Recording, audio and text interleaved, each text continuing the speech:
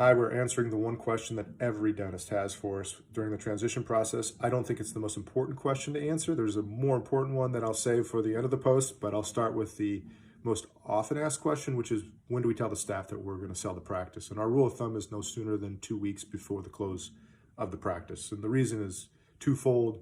We want to make sure that the entire deal is tied out and we have a high degree of certainty before we tell the staff. That's fairly obvious. And then secondly, and related to that, is we want to keep the train on the track, right? We want to make sure that everybody in the practice is performing their role as best as possible and there's as minimal disruption as possible, because that's in everybody's interest, staff, buyer, seller. The better question is, are you ready to tell the staff now?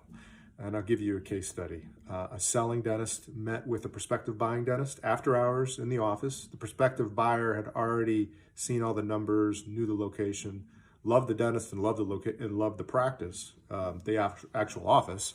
Unfortunately, the next morning, she sends a text message to the general office line saying how much she loves the practice and really can't wait to talk more about buying it.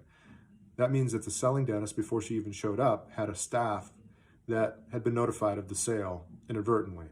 And so we had to work with the selling dentist to be able to tell the staff immediately. People can deal with good news, they can deal with bad news, but they can't deal with no news.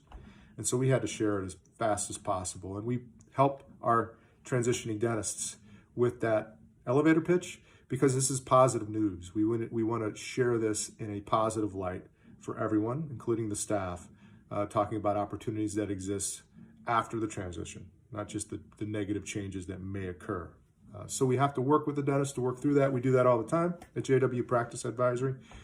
Give us a call or visit us online at jwpracticeadvisory.com.